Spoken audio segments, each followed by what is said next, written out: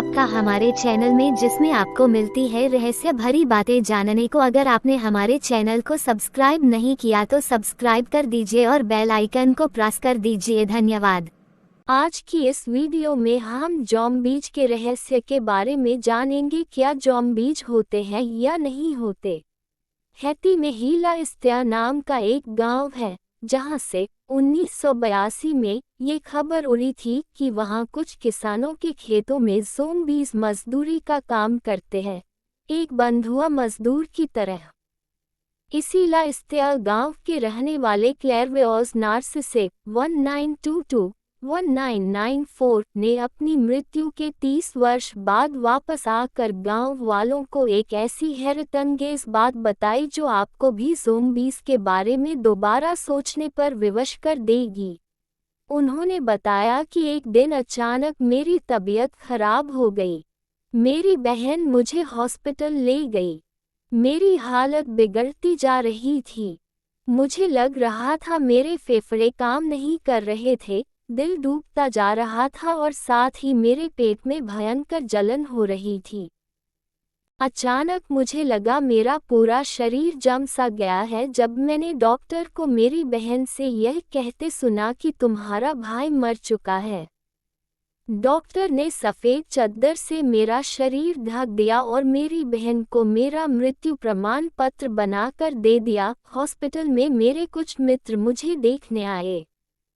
मैं उन्हें दुख प्रकट करते सुन रहा था, लेकिन अब मेरे अंदर हिलने या बोलने की भी शक्ति नहीं बची थी।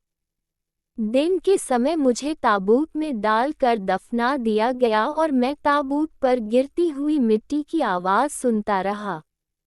रात को 2 आदमियों ने मुझे मेरी कब्र से निकाला। कब्र को मिट्टी से पाटकर और पहले जैसी बनाकर वे लोग मुझे रस्सियों से बांधकर एक खेत पर ले गए, जहां पहले से ही 100 से ज़्यादा तथाकथित ज़ॉम्बीज बंधुआ मजदूर की तरह काम कर रहे थे। दुनिया की नज़रों में ये लोग मर चुके थे। जादू टोने करने वाले तांत्रिक और ओझा इन्हें रात दिन नशे में रखकर मजदूरी कराते थे। इनकी बुद्धि और विवेक दोनों ही दवाओं के नशे में दब चुके थे। मैंने 2 वर्षों तक वहां काम किया। एक दिन वहां का सुपरवाइजर गलती से मजदूरों को नशे की दवा देना भूल गया। कुछ मजदूरों को जब होश आया तो सहसा उन्हें विश्वास ही नहीं हुआ कि उनके साथ आखिर ये हो क्या रहा है। विद्रोह करके सुपरवाइजर को मारकर हम लोग वहां से भाग निकले। उसके बाद मैं अपने भाई के डर से अपने गांव नहीं लौटा, क्योंकि मेरा भाई भी इस कांड में लिप्त था।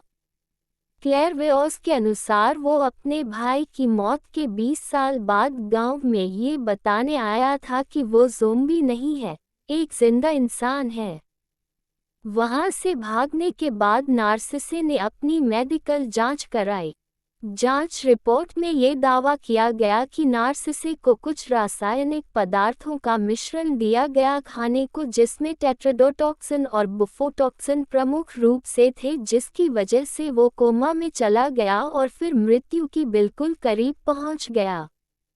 उसके बाद उसे मृत मानकर उसी अवस्था में दफना दिया गया।